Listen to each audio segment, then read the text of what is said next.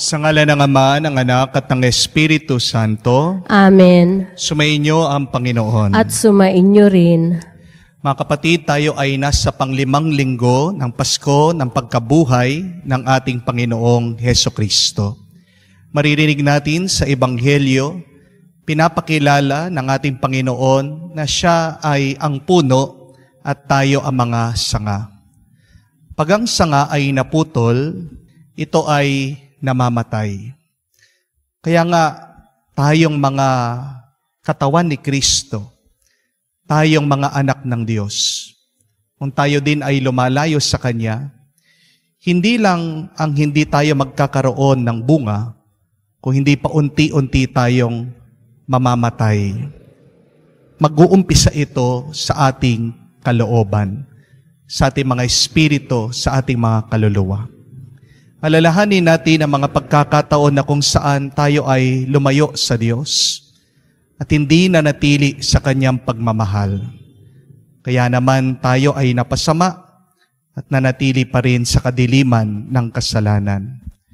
Hingin natin muli ang Kanyang awa, ang Kanyang pagpapatawad para tayo ay makitang karapat-dapat makatanggap sa mga banal na misteryo. Inaamin ko sa makapangyarihang Diyos at sa inyo mga kapatid, na lubha akong nagkasala sa isip, sa salita, sa gawa at sa aking pagkukulang. Kaya isinasamo ko sa mahal na Birheng Maria, sa lahat ng mga anghel at mga banal, at sa inyo mga kapatid, na ako'y ipanalangin sa Panginoong ating Diyos. Kaawaan tayo na makapangyarihan Diyos, patawarin tayo sa ating mga kasalanan, at patnubayan tayo sa buhay na walang hanggan. Amen. Manalangin tayo. Ama naming makapangyarihan, kami mga tinubos ay tunghayan mo ngayon sa iyong kagandahang loob, upang sa pagsampalataya sa anak mong si Kristo, makamtan ang kalayaan at pamana sa piling mo. Sa pamamagitan niya, kasama ng Espiritu Santo, magpa sa walang hanggan. Amen. Pagbasa mula sa Gawa ng mga Apostol. Noong mga araw na iyon, pagdating ni Saulo sa Jerusalem, sinikap niyang mapabilang sa mga lagad doon. Ngunit ang mga ito ay takot sa kanya, at hindi makapaniwalang isa na siyang alagad.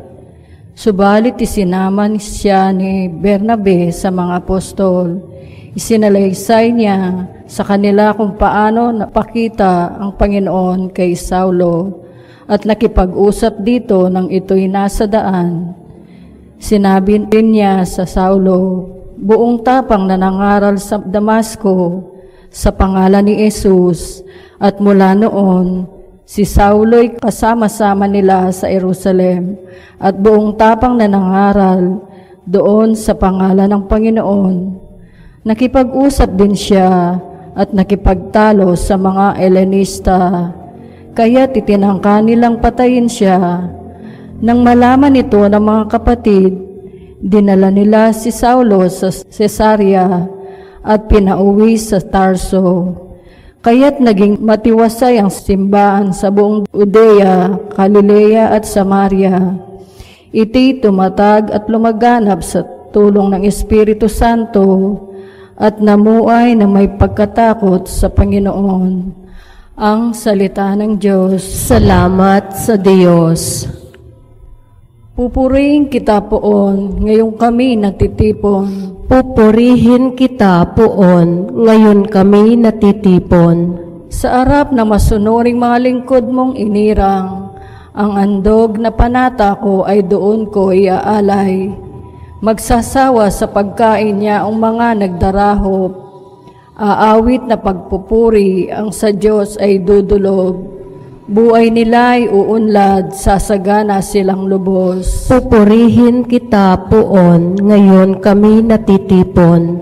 Sa dakilang Panginoon, ang lahat ay magbabalik, ang lahat ng mga lahi at sasambang may pag-ibig.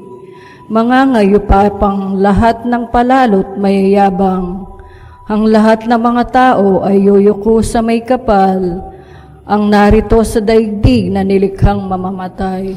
Pupurihin kita, Poon, ngayong kami natitipon. Maging laing susunod pa ay sasambat maglilingkod, ay mayroong mangangaral sa kanila tungkol sa Diyos.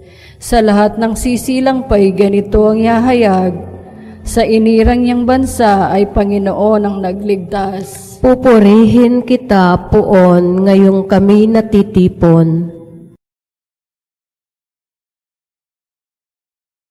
Pagbasa mula sa unang sulat ni Apostol San Juan. Mga anak, huwag tayong umibig sa pamamagitan ng salita o wika lamang. Ipakita natin ang tunay na pag-ibig sa pamamagitan ng gawa. Dito natin makikilalang tayo'y nasa panig ng katotohanan at matatahimik ang ating budhi sa harapan ng Diyos sakali mang tayo'y usigin yun. Sapagkat ang Diyos ay higit sa ating budhi at alam niya ang lahat ng bagay. Mga minamahal, kung hindi tayo inuusig ng ating budhi, panatag ang ating loob na makalapit sa Diyos. Tinatanggap natin ang anumang ating hingin sa Kanya, sapagkat sinusunod natin ang Kanyang mga utos at ginagawa ang nakalulugod sa Kanya. Ito ang Kanyang utos. Manalig tayo sa Kanyang anak na si Hesukristo at mag-ibigan, gaya ng iniutos ni Kristo sa atin. Ang sumusunod sa mga utos ng Diyos ay nanatili sa Diyos at nanatili naman sa Kanya ang Diyos. At sa pamamagitan ng Espiritong ipinagkaloob niya sa atin, ay nalalaman nating nananatili siya sa atin. Ang salita ng Diyos. Salamat sa Diyos. Sa Poon ay manatili, siya'y sa atin lalagi, mamungang maluwalhati. Aleluya, aleluya. Sumainyo ang Panginoon. At sumainyo rin. Ang mabuting balita ng Panginoon ayon kay San Juan. Papuri sa iyo, Panginoon. Nung panong iyon, sinabi ni Jesus sa kanya malagad, "Ako ang tunay na puno ng ubas, at ang aking Ama ang tagapag-alaga." Pinuputol niya ang bawat sangang hindi namumunga, at kanya naman pinuputulan at nililinis ang bawat sangang namumunga upang lalo pang dumami ang bunga. Nalinis na kayo sa pamamagitan ng salitang sinabi ko sa inyo. Manatili kayo sa akin at mananatili ako sa inyo. Hindi makakapamunga ang sangang hindi nananatiling nakakabit sa puno. Gayon din naman hindi kayo makakapamunga kung hindi kayo mananatili sa akin. Ako ang puno ng ubas, kayo ang sanga. Ang nananatili sa akin at ako sa kanya ay siyang namumunga ng sagana. Sapagkat wala kayong magagawa kung hindi kayo'y hihiwalay sa akin. Ang hindi nananatili sa akin ay itatapon at matutuyo gaya ng sanga. Ang gayong mga sanga ay titipunin at susunugin. Kung nananatili kayo sa akin at nananatili sa inyo ang salita ko, hingin ninyo ang inyong maibigan at ipagkakaloob sa inyo. Pararangalan ng Ama kung kayo'y namumunga ng sagana at sa gayo'y patutunayang mga alagad ko kayo. Mga kapatid, ang mabuting balita ng ating Panginoon. Pinupuri ka namin, Panginoong Hesukristo. Magandang araw po muli sa inyong lahat. Binabati ko po kayo na blessed and happy Sunday po sa inyong lahat. May napakaganda pong kwento nung minsan. Meron pong isang lalaki na mahilig nag-aalaga ng mga hayop. Siya po ay nakakita ng isang maliit na ahas sa pet shop. Kaya binili po niya yung ahas na yon at inalagaan. Araw-araw, napapansin po niya na palaki yung kanyang alaga. Nagumpisa lang po ito ilang inches, bigla naging 1 foot. Ilang linggo, nakita niya na naging 2 feet na po ito. Pagkatapos po ng mga ilang buwan, singhaba na po ng tao. Mga 6 feet, humaba ng 7 feet, naging 12 feet. At magsimula po nung maliit itong ahas, ay kasama na po na natutulog nitong lalaki. Talagang mahilig po siya sa mga hayop. Hanggang lumaki, ito pong kanyang alaga na ahas, isang python. At napapansin po niya na pag natutulog sila, ay pumapalupot po ito sa kanya. At ano pong sabi nitong lalaki?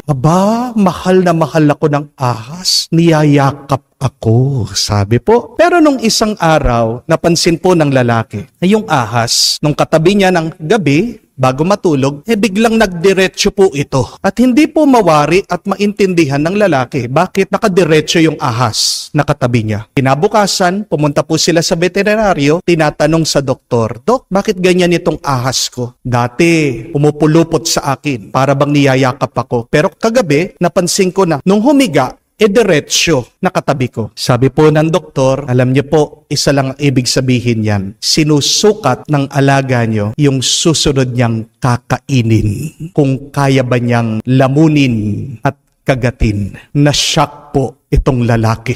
Muntikan na pala siyang makain nitong alaga niyang python. The same goes with our life. Hindi po ba? There are people in our life that seem harmless. And yet, in reality, in their secret hearts, they mean to harm us. Gusto man natin hindi, mayroong mga tao sa nakatago nilang puso ay para bang mga ahas na tumutuklaw. Kaya nga po, napakaganda nung nabasa kong paalaala, sabi, mas maganda na daw ng kaibigan mo, 2 yung baba, kaysa doon sa 2 yung muka. Di po ba? It is better to have a friend with 2 chins than to have a friend with 2 face. Anong ibig sabihin ng 2 face? Nagbabalat kayo. Hindi totoo. Kaya naman, sabi po ng isang aral din, not everybody who is nice to you loves you. And not everybody who fights you hates you. Huwag kayong magkakamali sa buhay nyo. Hindi naman lahat ng mga tao na nakakaaway mo ay masama sa iyo. At hindi naman lahat ng mga tao na mabuti sa iyo ay kaibigan mo. Kung minsan, kahit na nag-aaway-away kayo sa pamilya, mga kamag-anak mo, they only want the best for you. Amen? Kayong mga bata, kung kayo ay pinapagalitan, sinisigawan ng inyong mga magulang, hindi ibig sabihin na kinamumuhian kayo ng inyong mga magulang. Tandaan niyo po ang napakahalagang aral na yan. Hindi lahat ng mga mabuti sa iyo ay mahal ka, ay kaibigan mo. Pero hindi naman lahat ng hindi mo nakakasundo ay kinamumuhian ka at ayaw ka. Ang Diyos, pinapaliwanag ni Jesus, ay parang isang hardinero, siyang nag-aalaga ng hardin ng buhay. Si Jesus ay ang puno ng ubas. At tayong mga nananampalataya, mga anak ng Diyos, ay sanga ng puno ng ubas. Pero ang Diyos Ama, dahil iniingatan niya ang puno ng ubas, tinitignan yung mga patay na sanga at ito ay inaalis. Anong ibig sabihin? Yung mga peke, yung mga hindi totoo na nananampalataya sa Diyos, darating ang araw, ito ay puputulin niya. Aalisin niya. At tayo din po ay inaanyayahan ng Diyos na sa buhay natin, kailangan din natin alisin, putulin, lumayo dito sa mga tao na para bang mga patay na sanga sa buhay din natin. And God has a perfect reason for removing these people in our lives. Ano ang magandang dahilan ng Diyos? Bakit minsan meron siyang aalisin o ilalayo na tao sa iyong buhay? 4 po na dahilan. First, because God wants you to bear fruit abundantly. May inaalis na tao ang Diyos sa iyong buhay kasi habang nandyan ang taong yan, hindi ka magiging mabunga. Remember that we are the product of the 5 people that we spend our time with. Kung sino ka ngayon, ikaw ay ang bunga ng mga pinakikisamahan mo ng mga nakapaligid sa iyo. Kaya nga, kung ang mga palagi mong kasama, reklamador, ano ka? E di reklamador ka din. Kung ang mga kasama mo, araw-araw, madadrama, pati ikaw, madrama ka din. Pero kung ang mga kasama mo, masisipag, mayayaman, aba, sisipag ka din, yayaman ka din. Hindi niyo po ba napansin? Bakit po sa mga squatter area, wala po kayong makikita na mayaman doon? Wala kayong makikita na taong asensado? Kasi hinahawa nila ang bawat isa. Dahil sila ay magkakasama. Bakit pag kayo ay pumunta doon sa subdivision ng mga mayayaman, wala kayong makikitang mahirap doon? Hindi dahil binabawalin mahirap, pero dahil nai-impluwensya nila, nahahawa nila ang bawat isa. So mag-ingat po kayo sa mga taong pinakikisamahan niyo. Remember, if you want a different kind of life, you should start with a different company, with different friends. Sawa ka na ba dyan sa iyong buhay? Kung gusto mong magbago ang iyong kalagayan, nag-uumpisa yan dun sa iyong mga pinakikisamahan. Amen? You want a good life? Then you should have good friends. Do you want the best life? Then you should have the best friends. When you pray to God for a better life, be prepared for a change of company. Amen? Hindi ko po sinasabi na masamang makipagkaibigan sa mga mahihirap. Hindi po. Hindi po tayo judgmental. Hindi ko po sinasabi na hindi po tayo makikipagkaibigan sa mga sawing palad. Hindi po. Pero kailangan nating suriin yung ating mga kaibigan. Yan ba ay nakakatulong sa atin? O sila kaya ang nagiging hadlang? Bakit hanggang ngayon hindi nagiging mabunga o payapa o masaya ang ating buhay? Amen? The first reason is when God removes people in your life, it is because God wants you to be fruitful. Amen? The second reason God removes people in our lives is because they have become toxic to us. Inaalis ng Diyos ang mga tao sa buhay natin dahil sila ay naging lason na at sila na ay nakakasakit sa atin. Kung babalikan niyo po ang kwento sa Biblia, makikita niyo doon ang bayan ng Diyos, ang mga Hebreyo, ay lumipat sa Ehipto nung panahon ni Jose. Bakit? Dahil nagkaroon po ng famine, ng tagtuyot. Doon sa Egypt, napakarami pong pagkain. Pero nung pagkamatay ni Jose, anong nangyari? Dumami ng dumami ang mga Hebreyo, nagalit ang paraon na hindi nakakakilala kay Jose, nainis siya sa mga Hebreyo. Anong ginawa niya?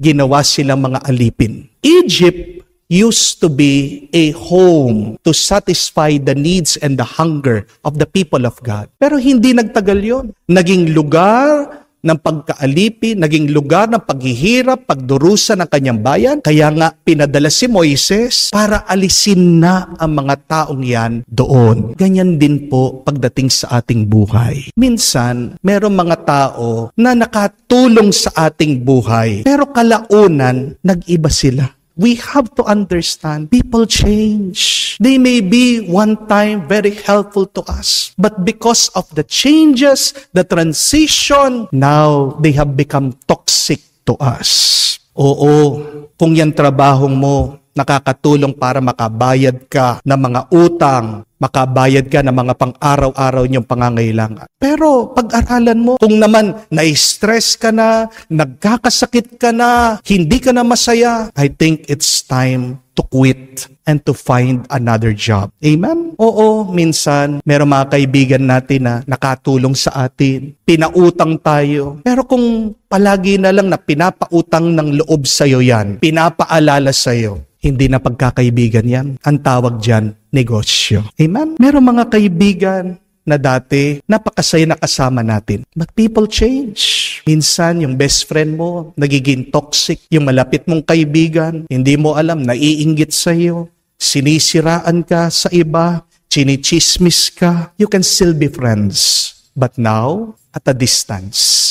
Amen? God will remove toxic people in our lives. Believe that. Pangatlong dahilan, God cuts people from our lives because they block our vision. Napakaganda po nung kwento din ni Abraham at Lot. Si Lot, siya po ay pamangkin ni Abraham. Pero dahil sa sobrang dami po ng kanilang mga naging ari-arian, mga alaga, hindi na po sila pwedeng magsama. Kaya nag-usap sila na magkahiwalay na lang. Nung umalis yung pamangkin ni Abraham, si Lot, ano ang sabi ng Diyos sa kanya? Look up, Abraham, tumingala ka, taas mo ang ulo mo. Alam niyo po ba kung anong ibig sabihin ng pangalang Lot? Lot means veil, talukbong. Nung nandoon si Lot, kasama niya si Abraham, hindi makakita ng mas marami pang pangako si Abraham na galing sa Diyos. Pero bakit inalis ng Panginoon itong si Lot? Kasi gusto ng Panginoon na makakita pa ang kanyang hinirang si Abraham ng mas marami pa. Magandang itanong po yan. Sino ang mga Lot sa buhay natin? Sino ang mga taong nagsisilbing takip sa ating mga paningin, sa ating pananaw, sa ating mga pangarap? Kung minsan, ang malungkot na kwento, yung mga ibang magulang, sila pa ang nagsisilbing balakid sa pangarap ng mga anak. May mga bata, sasabihin, Ma, Pa, gusto kong magdoktor. Gusto kong maging computer engineer. Gusto ko pong magdentista. Ano ang sasabihin ng magulang? Though it is perfectly valid, yung kalagayan ng buhay. Anak, pasensya ka na, hindi natin kaya. Totoo po yun. Pero alam niyo po, yan yung nakakapatay sa pangarap ng isang tao. Kasi ano yung kasabihan? Sa taong gusto, maraming paraan. Sa taong ayaw, maraming dahilan. Kung talagang gusto mo naman, kahit na mahirapan ka, maghahanap ka ng paraan para makamtan ng anak mo yung pangarap niya. Hindi po ba? Kaya tanong natin sa ating sarili, nagiging balakid ba ako? Nagiging takip ng pangarap ng aking anak? Yung aking puntatay, kwento niya, nung bata-bata siya, gusto po niyang maging singer, musikero. Kaya nga po, nung umuwi galing sa Saudi, yung aking pong lolo, binili po siya ng mga instrumento. Pero yung mga mismong kamag-anak po ng aking tatay, siya nagsabi sa kanya, walang pera sa musika. Sila mismo, kinuha nila yung mga gamit, yung mga instrumento, kaya yung tatay ko po, hindi niya nakamtan yung talagang pangarap niya. Pero sabi niya sa akin, alam mo kung tinuloy ko lang yun, siguro kapantay ko na si Freddy Aguilar, sabi niya. Sinong makakapagsabi sa atin, di ba? Kung hindi tayo lang. Pero bakit hindi nakamtan yung pangarap? Kasi merong naging takip, merong naging talukbong. Somebody serve as a veil. Kapatid, kung nakikita mo na ang taong yan ay balakid sa iyo, pagdasal mo siya sa Diyos. Because God removes people who blocks our vision. Kahuli-hulihan, God removes people from us so that somebody can come into our lives. May inaalis po ang Diyos sa buhay natin. Hindi dahil masama ang taong yan. Pero tandaan natin, kung hindi aalis ang isang tao, hindi makakapasok ang iba na makakatulong sa atin. Tandaan niyo po, sabi ni Jesus, kung hindi ako aalis, hindi darating ang banal na Espiritu. So believe that when God removes people in our lives, when people leave us, it is for our own best. Kung minsan, kailangan kunin ng Diyos ang isang magulang para ang mga bata ay makatayo sa dalawa nilang paa at hindi na lang sila umasa ng umasa sa kanilang mga magulang. Amen? Alam niyo naman po, palagi ko sineshare sa inyo na ako po ay nakatapos dahil lang po sa pangungutang ng aking mga magulang. Pero hindi ko po makalimutan, noong mga last year na po na bago ako matapos sa pagkapari, bigla-bigla dumating po yung aking tita na nasa abroad. Sinabihan po ako, gusto niya akong ipag-aaral. Dahil nakaipon siya, gusto niyang magbalik sa Diyos, gusto niya magpasalamat sa Diyos. Kaya nga po nag-offer po siya na tulungan kami. Binigyan po ako ng 100,000. Alam niyo po, hindi naman po namin pinagdarasal yun na may makatulong sa akin, na makatapos ako sa pag-aaral sa pagkapari. Ang pinagdarasal po namin noon, yung makabayad lang kami ng utang, matapos namin yung aming mga obligasyon. But see how good is God. Inalis niya yung mga taong pinagkakautangan namin, nagpadala siya ng tao na magbibigay na walang pagbabayad na utang na loob. Libre. May pinadala ang Diyos na nagbigay libre. Kaya maniwala din po tayo, mga kapatid, kung tayo ay magdarasal, magpapatulong sa Diyos, meron siyang ipapadala na makakatulong at magpupuno hindi lang sa ating mga pangangailangan, pero higit pa. When you pray and trust God, God will put somebody that will help you. Nakita ko po itong napakagandang quotation na ito. Sabi, that when you let go of who you are, you embrace who you are meant to be.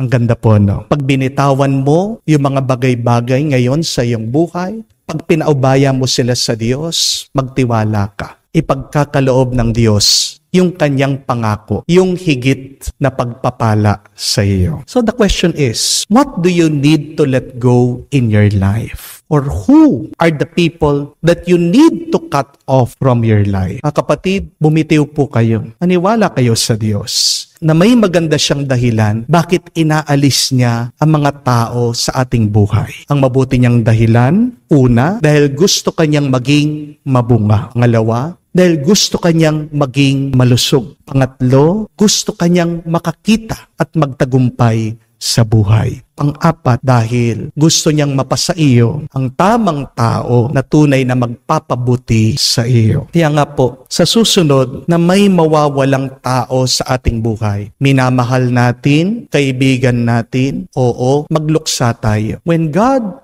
removes these people in our life, no matter how much we love them, no matter how much they are so dear to us, yes, we mourn for them, but please be grateful always to God. Maging mapagpasalamat ka palagi sa Diyos. Dahil walang nangyayari sa ating buhay na walang mabuting dahilan ng Diyos. Lahat ng mangyayari sa iyo, lahat aalisin na tao ng Diyos sa iyo, at lahat ng ipapadalang bagong tao ng Diyos sa iyo ay may maganda siyang dahilan. When God moves in our life, it means that God has a good plan and a good purpose. We trust that. Amen? Kaya nga po, purihin natin at pasalamatan muli ang Panginoon. Sabihin natin, God is good, sobra-sobra, sobra-sobra, God is good. Sumasampalataya ako Sa Diyos amang makapangyarihan sa lahat na may gawa ng langit at lupa. Sumasampalataya ako kay Hesukristo, iisang anak ng Diyos, Panginoon nating lahat. Nagkatawang tao siya, lalang ng Espiritu Santo, ipinanganak ni Santa Mariang Birhen, pinagpakasakit ni Poncio Pilato, ipinako sa krus, namatay, inilibing, nanaog sa kinaroroonan ng mga yumao, nang may ikatlong araw, nabuhay na mag-uli, umakyat sa langit, naluluklok sa kanan ng Diyos amang makapangyarihan sa lahat. Doon magmumulang paririto at huhukom sa nangabubuhay at nangamatay na tao. Sumasampalataya naman ako sa Diyos Espiritu Santo, sa banal na simbahang Katolika, sa kasamahan ng mga banal, sa kapatawaran ng mga kasalanan, sa pagkabuhay na muli ng nangamatay na tao, at sa buhay na walang hanggan. Amen. Sa binyag tayo'y naging kaisa ni Kristo, na naging kabahagi ng kanyang banal na katawan. Siya ang puno ng ubas at tayo ang mga sanga. Ang buhay natin ay nakasalalay sa ating pananatiling kaisa niya. Kung kaya't tayo'y manalangin at sabihin, Panginoon, dinggin mo kami. Panginoon, dinggin mo kami. Naway ang simbahan ay laging maging mayabong na punong namumunga ng kabanalan, katarungan at kapayapaan. Manalangin tayo. Panginoon, dinggin mo kami. Naway lahat ng bininyagan ay manatiling kaisa ng Panginoon sa pamamagitan ng pamumuhay, alinsunod sa mga turo at pagpapahalaga ng Ebanghelyo. Manalangin tayo. Panginoon, dinggin mo kami. Naway lahat ng mga tapat na laiko ay manatiling kaisa ni Jesus sa pamamagitan ng paghahandog ng kanilang pang-araw-araw na gawain at taimtim na panalangin. Manalangin tayo. Panginoon, dinggin mo kami. Sa katahimikan po ng ating puso, sabihin din natin sa Diyos ang ating mga personal na pangangailangan.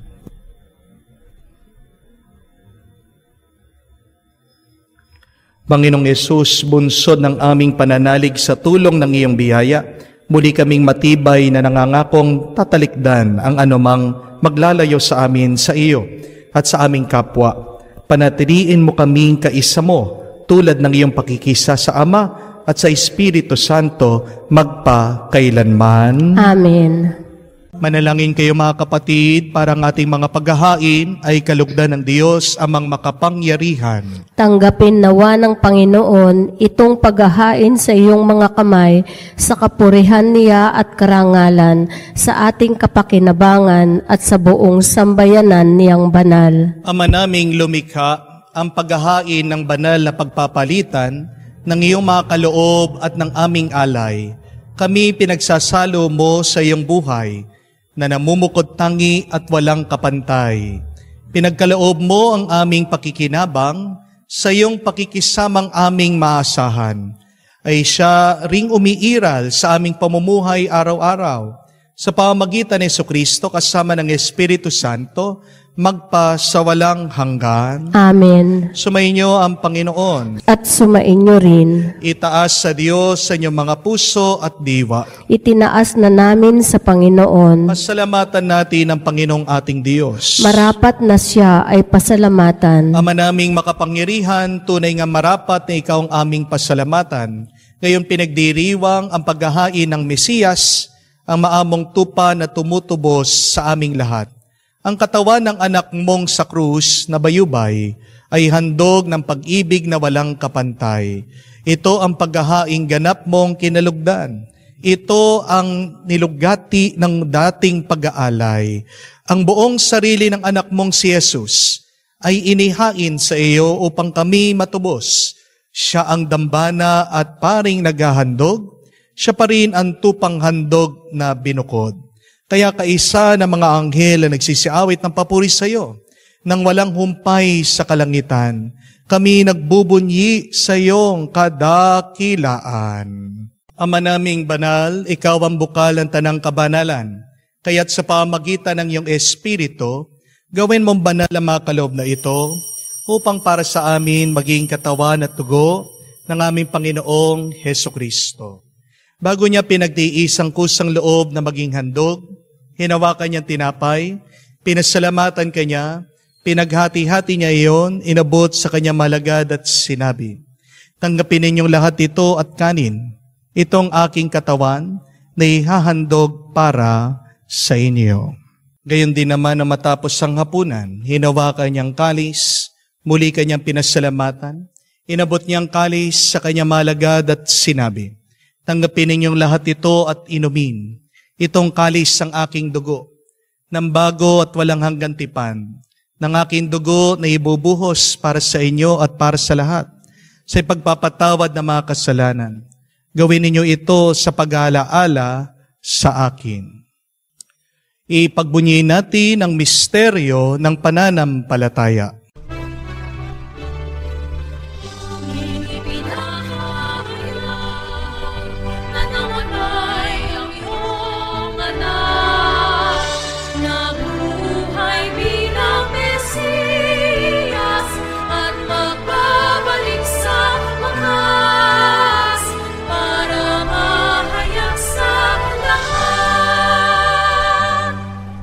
Ama, ginagawa namin ngayon ang pag-alaala sa pagkamatay, muling pagkabuhay ng iyong anak.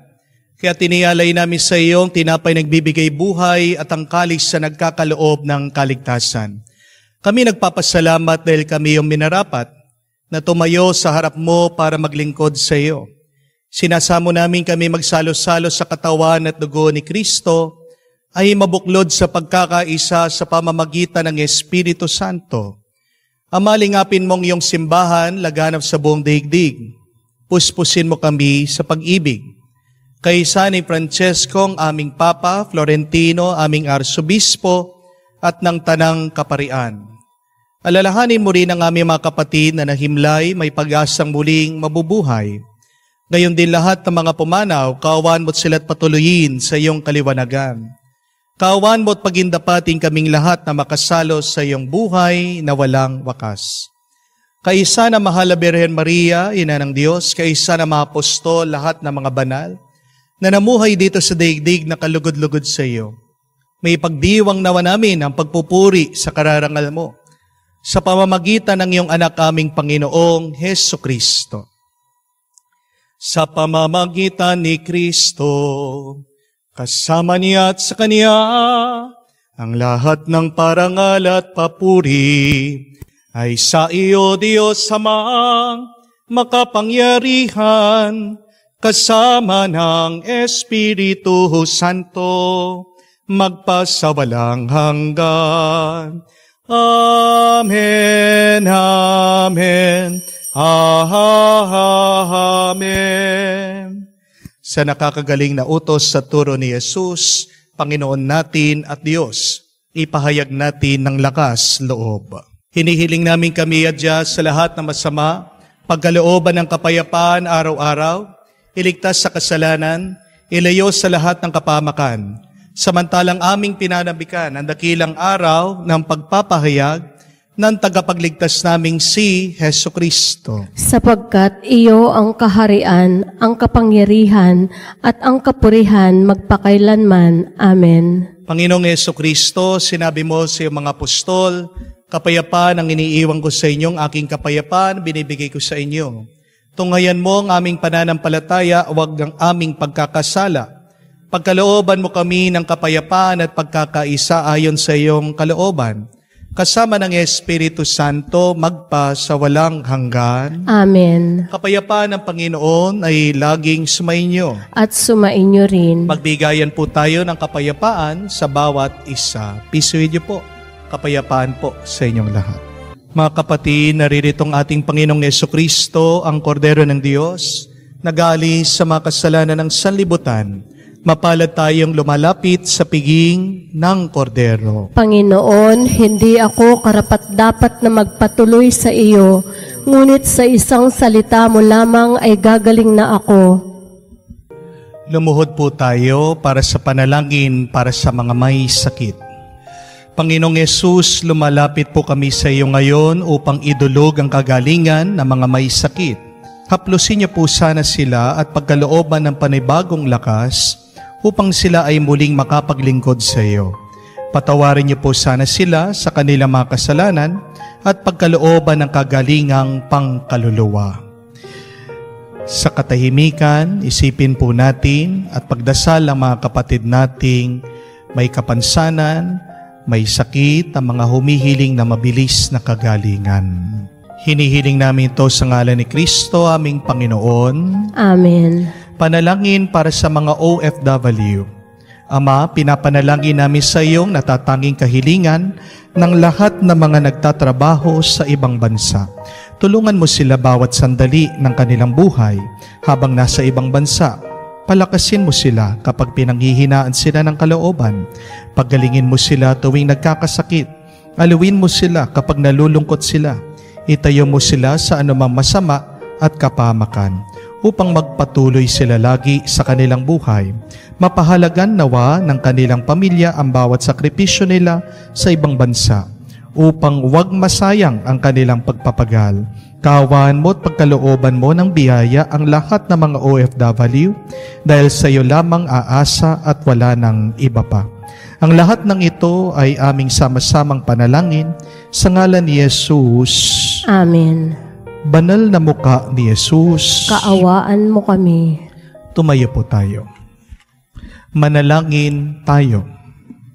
Ama naming mapagmahal, manatili kang kapiling ng iyong sambayanan na ngayoy pinapakinabangan mo sa iyong sariling buhay at gawin mo kaming pasulong na makahakbang mula sa dati naming pagkamakasalanan patungo sa pagbabagong nagdudulot ng iyong kabutihan sa pamamagitan ni Jesucristo kasama ng Espiritu Santo magpa sa walang hanggan. Amen.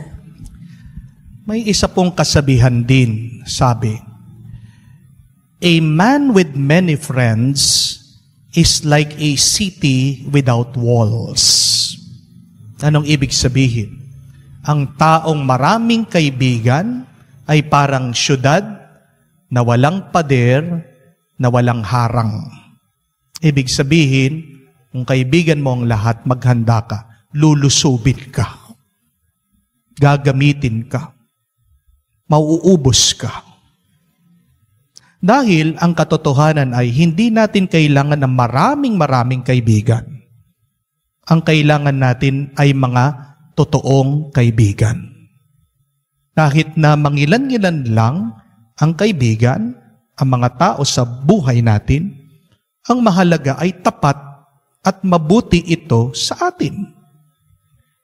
Dahil pagkarami-rami mo man ang iyong kaibigan, kung hindi naman sila talaga tapat sa iyo, at dalawa ang mga mukha ng mga yan, kawawa ka. So choose quality over quantity.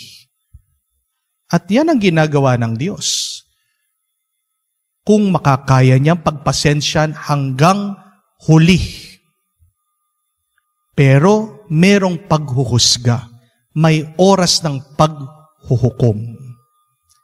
Yan nga po, ang assignment ko sa inyo is to spend quality time with quality people.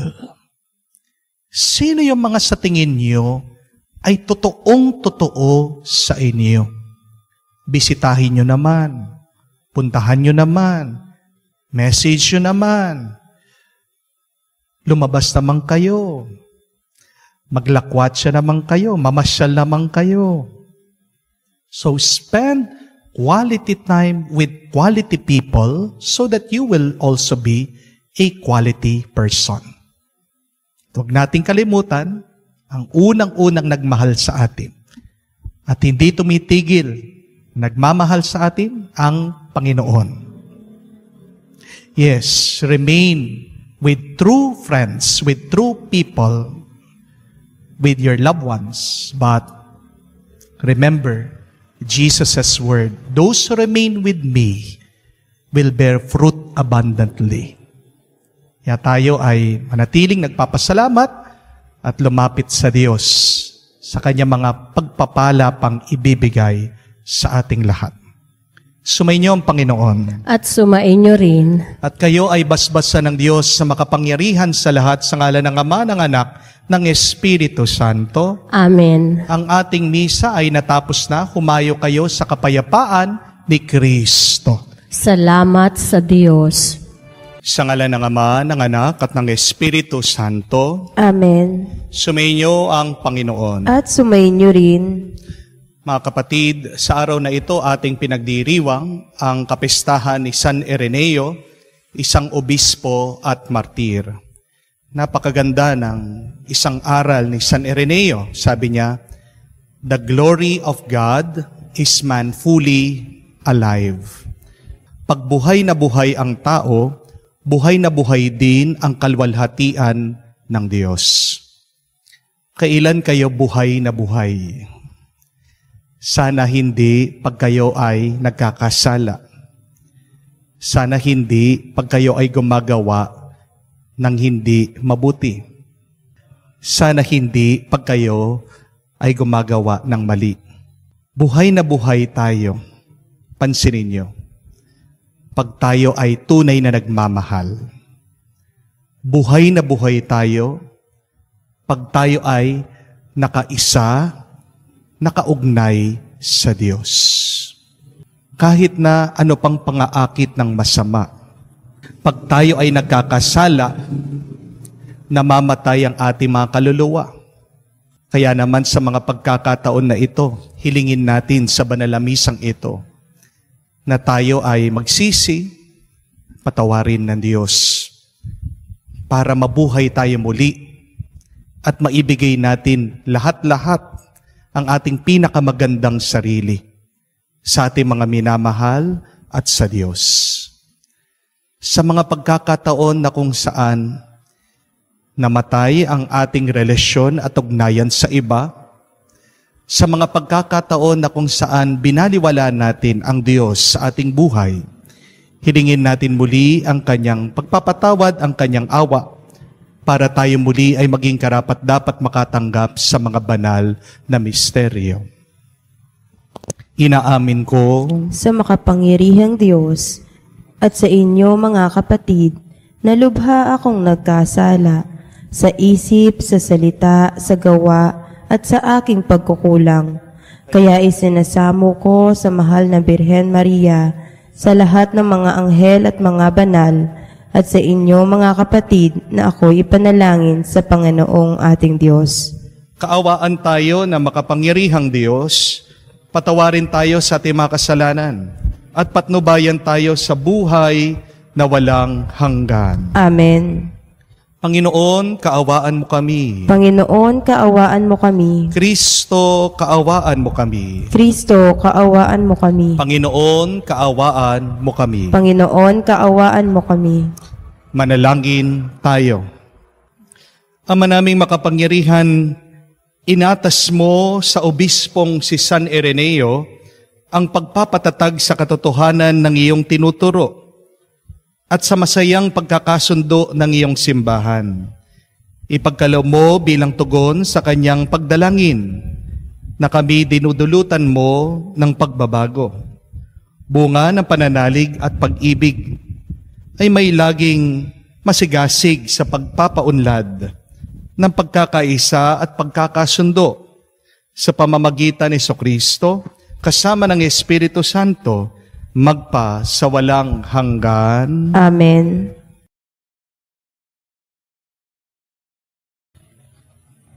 Pagbasa mula sa ikalawang aklat ng mga hari. Nang ikasampung araw, ng ikasampung buwan, ng ikasam na taon ng paghahari ni Sedekias, tinipon ni Nabucodonosor ang buo niyang hukbo.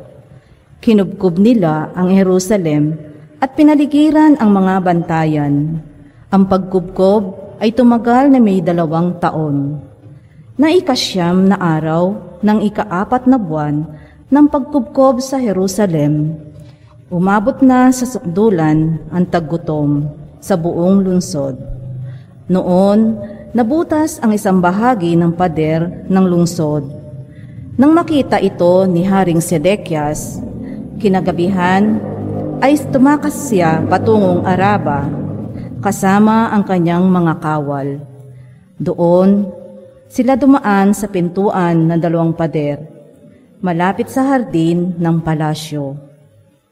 Ngunit ang lungsod ay naliligid ng mga Kaldeo. Tinugis sila ng mga ito at inabutan sa kapatagan ng Jericho. Kaya, nagkakanya-kanyang takas ang kanyang mga tauhan. Nabihag si Sedekias at iniharap sa hari ng Babilonya na nasa Ribla at doon siya hinatulan.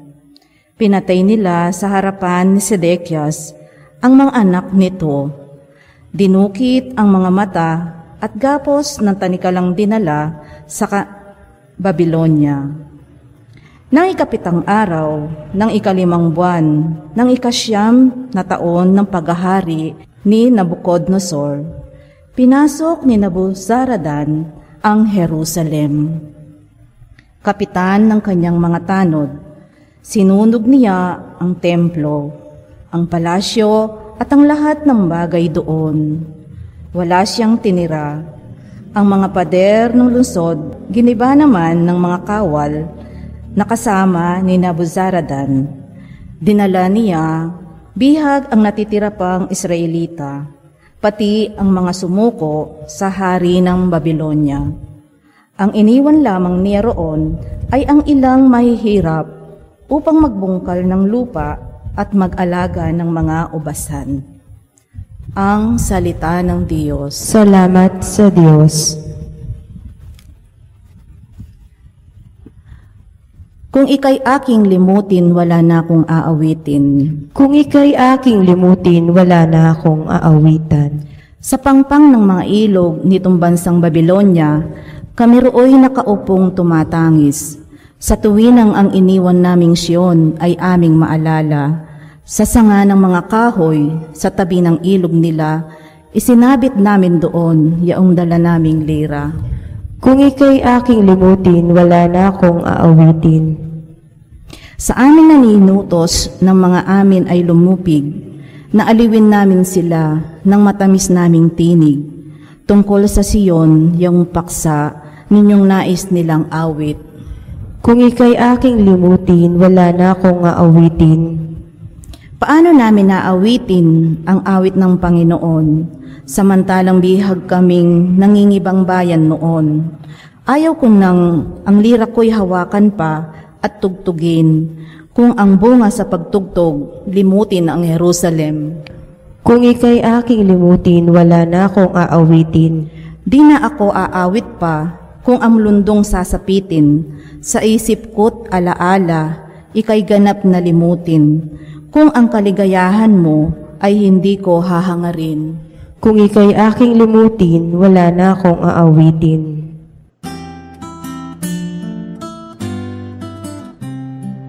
Alleluia, alleluia, alleluia, alleluia, alleluia,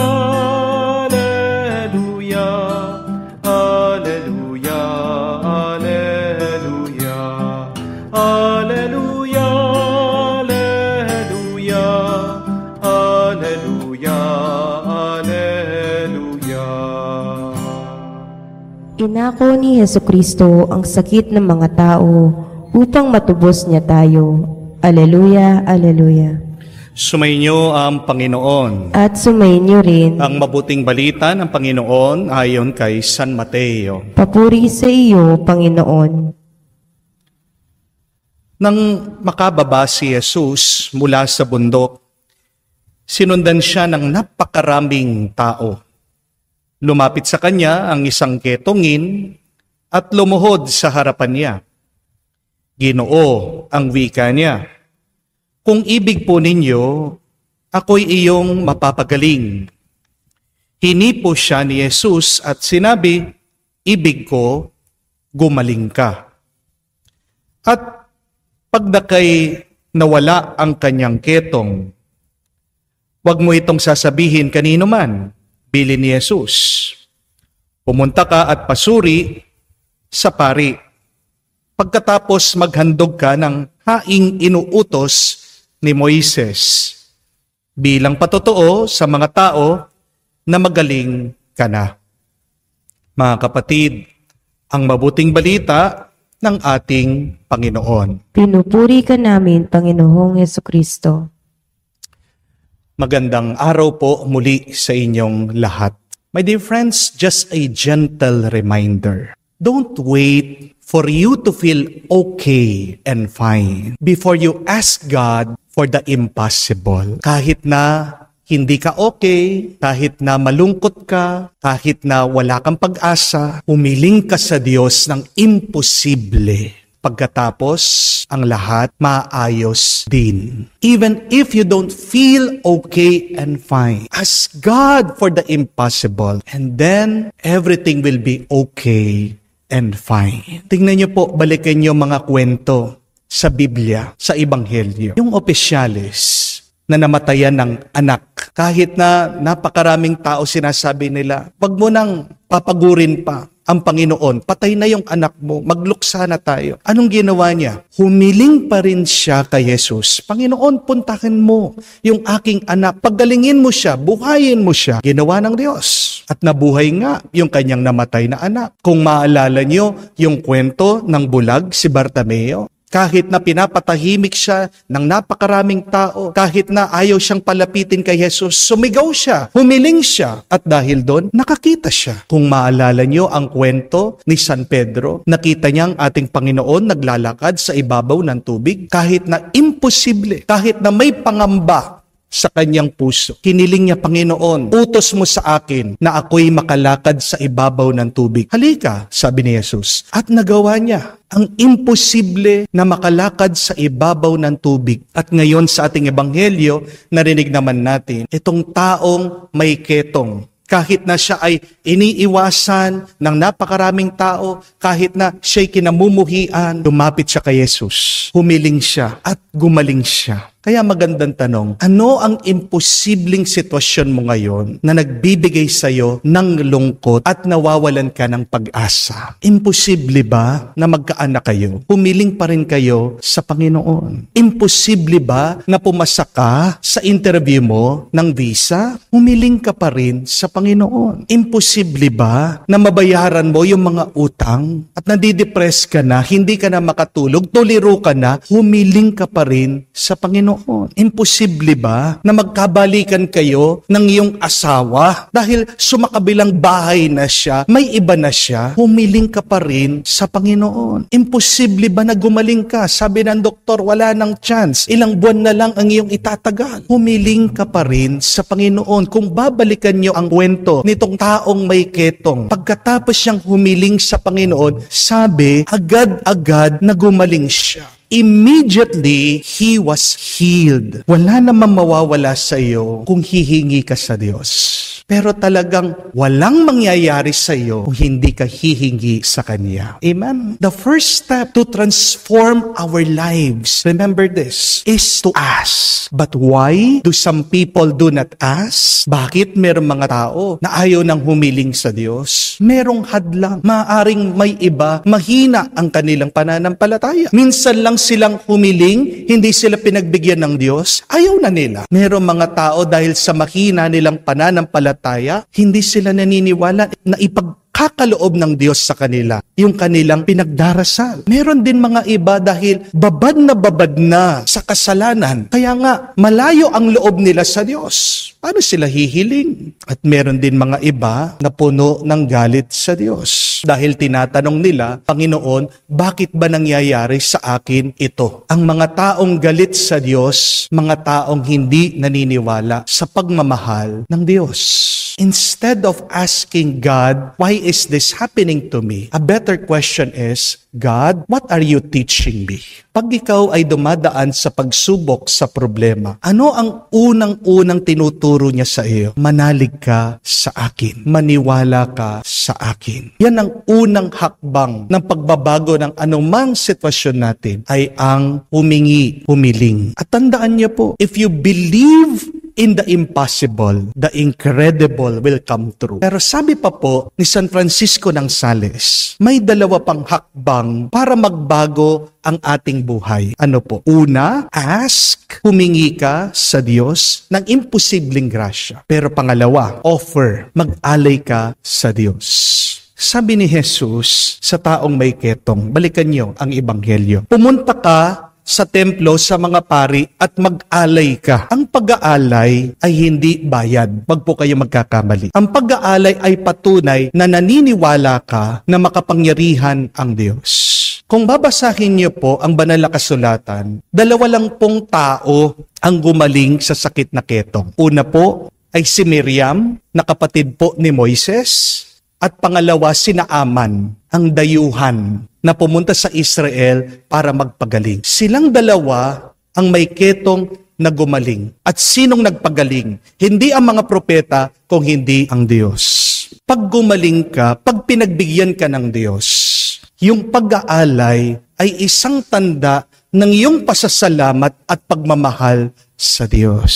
Kung mahal mo ang Diyos at naniniwala ka sa Kanya, kailangan merong pag-aalay ng sarili. At ano ang pinakamagandang pag-aalay ng sarili? Hindi po pera, hindi pagkain, pero ang ating panahon, ang ating atensyon. Yan lang po ang hinihingi ng Diyos sa atin. Ang ugnayan natin sa Kanya. Kung pagbibigyan ka ng Diyos sa iyong healing, ito ay dahil mahal ka niya at dahil gusto kanyang makasama, makaisa. Pero alam ng Diyos, kung pagbibigyan ka niya, at ito ang magiging dahilan ng iyong paglayo sa Kanya at paglayo mo sa iyong mga minamahal, hindi niya sasagutin ang iyong panalangin. So, humingi ka, pero mag-alay ka. Sabihin mo sa Diyos, Panginoon, binibigay ko ang aking oras, ang aking sarili, ang aking atensyon sa iyo. Pero pangatlo, para magbago ang ating buhay, accept. Kailangan tanggapin mo kung ano ang ibibigay ng Diyos pagkatapos mong humiling. Humiling ka sa Diyos, pagalingin ang iyong minamahal, pero siya'y namatay Tanggapin mo. Humiling ka sa Diyos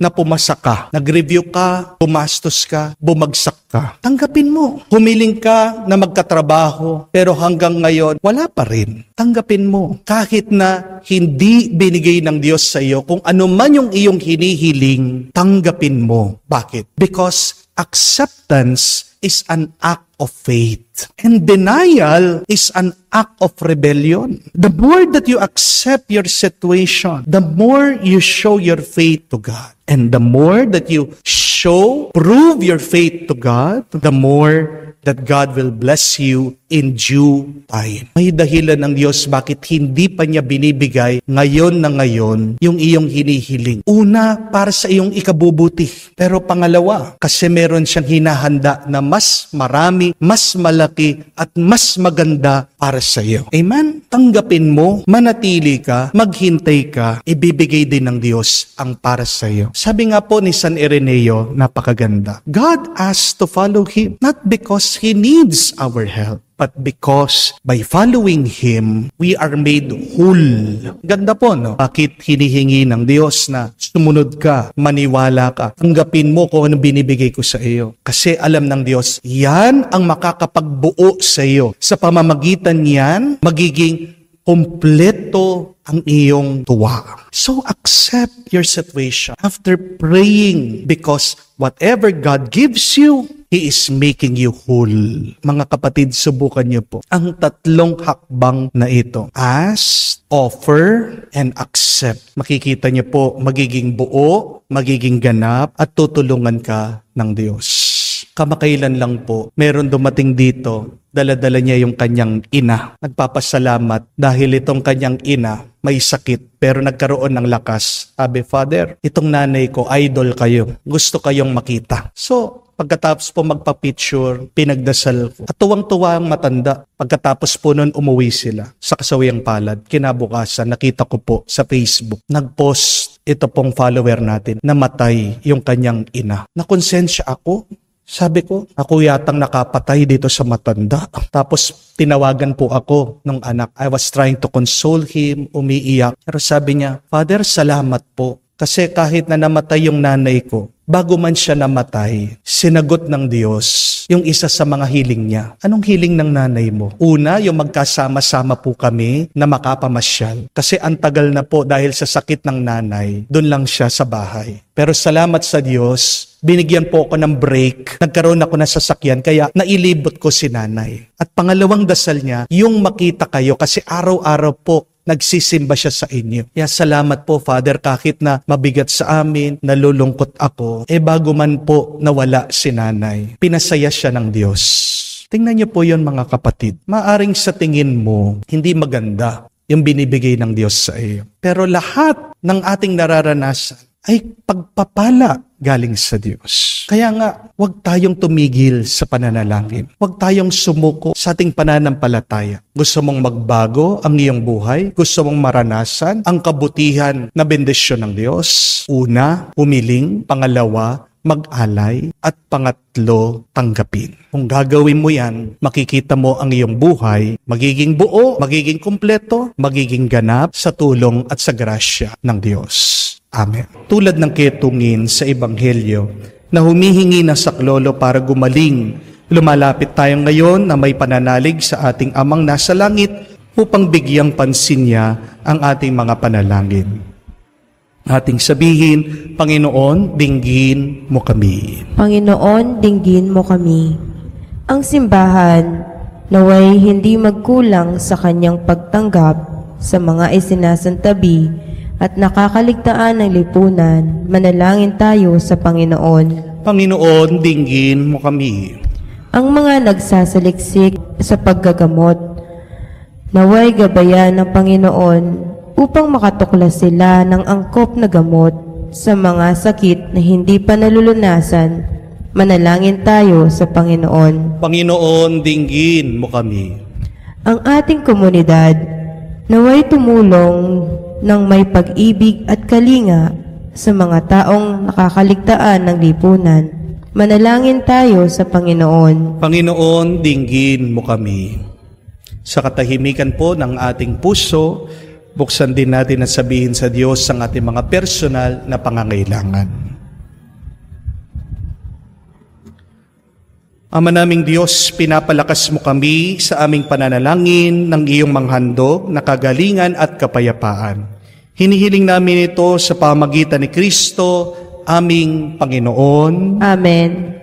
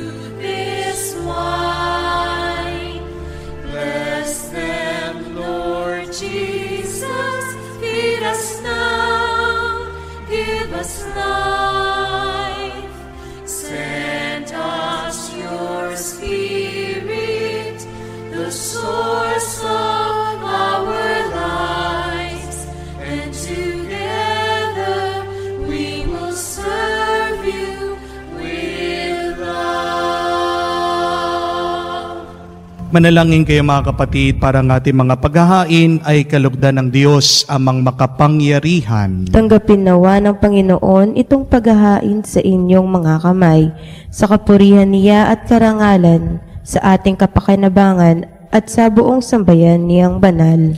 Ama naming lumikha, iyon nawang ikarangal ang paghahain ito. Ngayon pinagdiriwang ang pagsilang sa langit ni San Ireneo. Dulutan nawa kami nito ng pag-ibig sa katotohanan upang mapanghawakan naming buong buo ang pananalig ng simbahan at mapanindigan namin ang kaisahan sa pamamagitan ni Jesucristo kasama ng Espiritu Santo magpa sa walang hanggan. Amen. Sumainyo ang Panginoon. At sumainyo rin. Itaas sa Diyos sa inyong mga puso at diwa. Itinaas na namin sa Panginoon. Pasalamatan natin ang Panginoong ating Diyos. Marapat na siya'y pasalamatan. Ama naming makapangyarihan, tunay nga marapat ikaw ang aming pasalamatan. Ngayon aming kagalakan na si San Ireneo ay parangalan. Siya'y kapanalig naming may paninindigan na ikaw ay ipahayag kahit siya'y mamamatay, sapagkat minarapat mong kanyang matularan ang iyong anak na naghain ng sariling buhay tulad ng naganap sa iyong anak. Ang dugo ng mga martir ay dumanak. Hindi dahil sa katatagang likas, kung hindi dahil sa iyong bigay na lakas. Kaya kaisa na mga anghel na nagsisiawit ng pagpupuri sa iyo nang walang humpay sa kalangitan. Kami nagbubunyi sa iyong kadakilaan.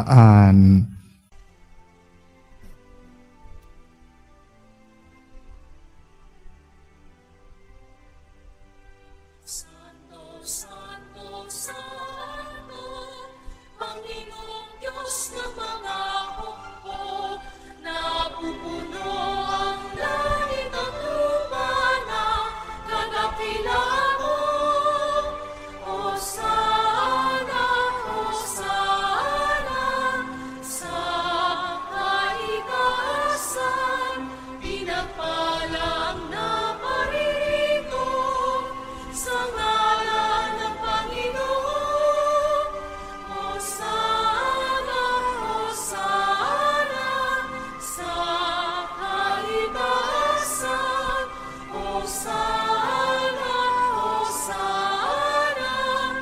sa kaitaasan. Ama naming banal, ikaw ang bukal ng tanang kabanalan. Kaya't sa pamagitan ng iyong Espiritu, gawin mong banal ang mga kaloob na ito upang para sa amin maging katawan at dugo ng aming Panginoong Hesukristo. Bago niya pinagtiis ang kusang loob na maging handog, hinawakan niyang tinapay, pinasalamatan kanya, pinaghati-hati niya iyon, inabot sa kanya malagad at sinabi, "Tanggapin ninyong lahat ito at kanin. Ito ang aking katawan na ihahandog para sa inyo."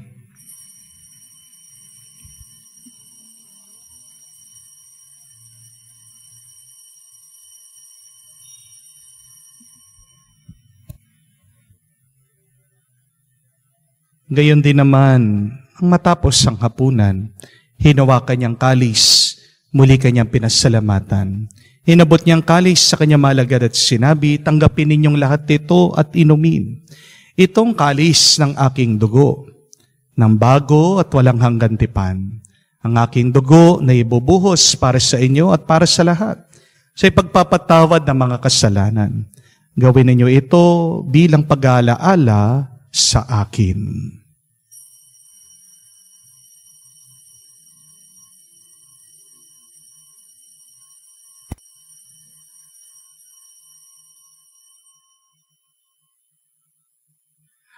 Ang misteryo ng pananampalataya.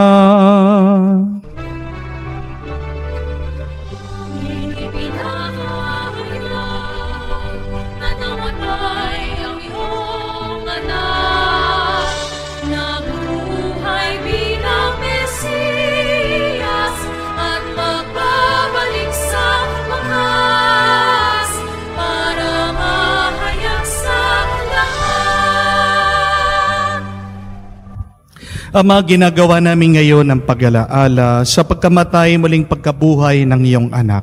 Kaya tinialay namin sa iyong tinapay nagbibigay buhay at ang kalis na nagkakaloob ng kaligtasan. Kami nagpapasalamat dahil kami yung minarapat na tumayo sa harap mo para maglingkod sa iyo. Sinasamo namin kami magsalo-salo sa katawan at dugo ni Kristo ay mabuklod sa pagkakaisa sa pamamagitan ng Espiritu Santo. Ama, lingapin mong yung simbahan, laganap sa buong daigdig. Puspusin mo kami sa pag-ibig. Kaysa ni Francesco, aming Papa, Florentino, aming Arsobispo, at ng Tanang Kaparian. Alalahanin mo rin ang aming mga kapatid na nahimlay at may pag-asang muling mabubuhay. Gayon din lahat ng mga pumanaw, kawan mo't sila't patuloyin sa iyong kaliwanagan. Kawan mo't pagindapating kaming lahat makasalo sa iyong buhay na walang wakas. Kaisa na mahal na Birhen Maria, Ina ng Diyos, kaisa na mga apostol at lahat ng mga banal na namuhay dito sa daigdig na kalugod-lugod sa iyo, may pagdiwang nawa namin ang pagpupuri sa kararangal mo sa pamamagitan ng iyong anak, aming Panginoong Hesukristo. Sa pamamagitan ni Kristo, kasama niya at sa Kaniya, ang lahat ng parangal at papuri ay sa iyo, Diyos Ama, makapangyarihan, kasama na Espiritu Santo, magpasawalang hanggan. Amen, amen, amen. Sa nakakagaling na utos sa turo ni Jesus, tayo ngayon ay magdasal ng Ama namin.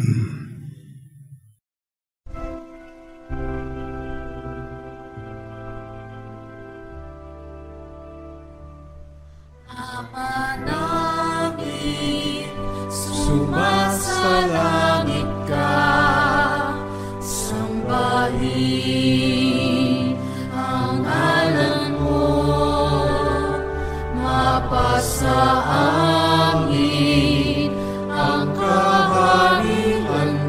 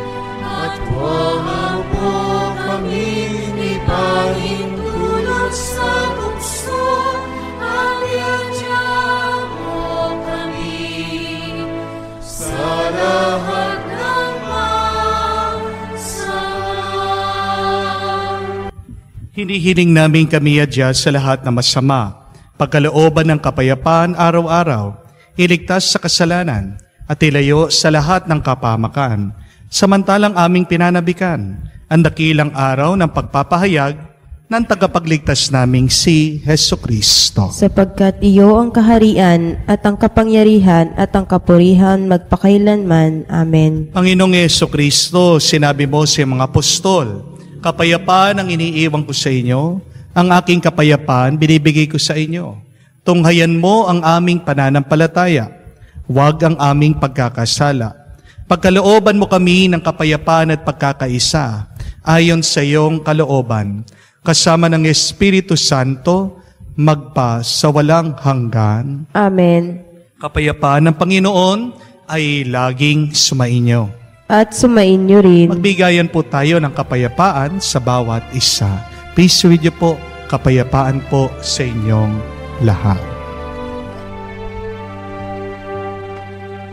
Kordero ng Diyos na nag-aalis ng mga kasalanan ng sanlibutan, maawa ka sa amin. Maawa ka sa amin. Kordero ng Diyos na nag-aalis ng mga kasalanan ng sanlibutan, maawa ka sa amin. Maawa ka sa amin. Kordero ng Diyos na nag-aalis ng mga kasalanan ng sanlibutan, ipagkaloob mo sa amin Ang kapayapaan.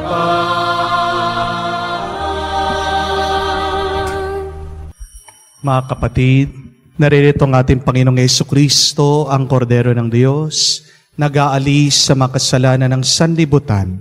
Mapalad tayong lumalapit sa piging ng Kordero. Panginoon, hindi ako karapat-dapat na magpatuloy sa iyo, ngunit sa isang salita mo lamang ay gagaling na ako.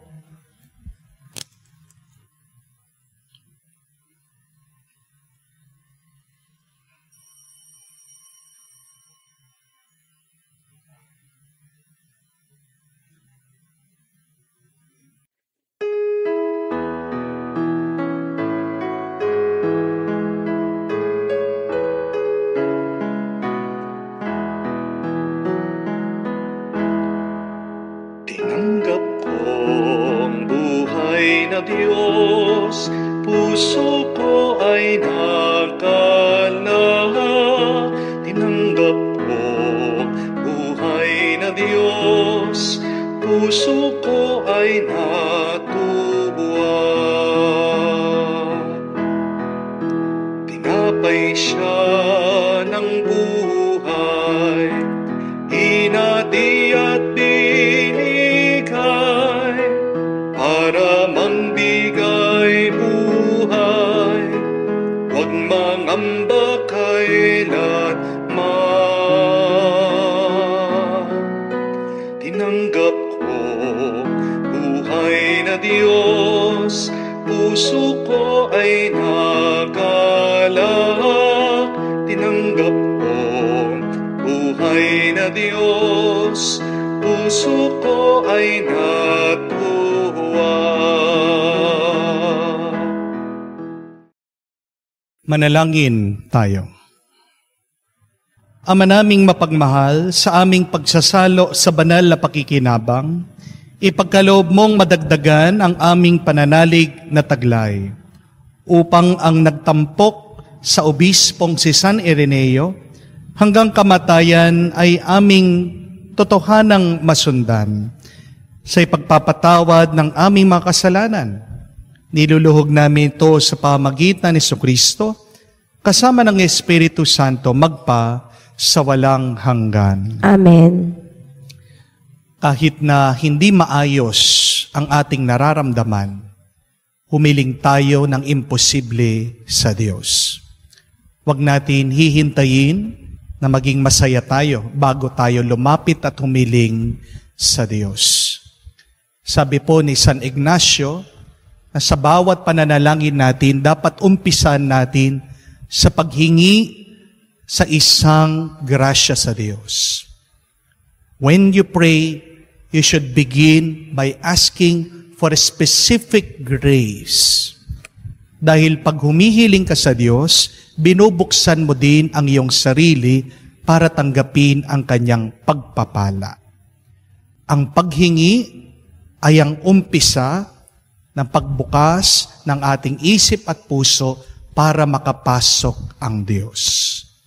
Kaya nga po, sa araw na ito, ang ating assignment sa katahimikan po ng ating puso. Nasaan man kayo, ano man ang ginagawa nyo, ano man ang iyong sitwasyon, ask for one specific grace. Pagkatapos, mag-alay kayo ng oras at panahon sa Diyos. Ituon nyo ang inyong sarili sa Panginoon. Pero pangatlo, kailangan natin tandaan, pagkatapos nating mag-alay sa Kanya, we should offer. Pagkatapos, kailangan din nating tanggapin kung ano ang Kanyang magiging sagot. It may be no, it may be yes, it may be wait, pero lahat na magiging sagot ng Diyos, tandaan natin, ito ay para sa ating ikabubuti at ikabubuti ng ating kaluluwa. Hindi ka naman papabayaan ng Diyos na mabuhay na walang grasya. Palaging sapat ang biyaya ng Diyos na binibigay sa atin araw-araw. Yan ang iyong maging pananampalataya sana. Sumayin niyo ang Panginoon. At sumayin niyo rin. At kayo ay basbasan ng Diyos, makapangyarihan sa lahat, sa ngalan ng Ama, ng Anak, ng Espiritu Santo. Amen. Ang ating misa ay natapos na. Humayo kayo sa kapayapaan ni Kristo. Salamat sa Diyos.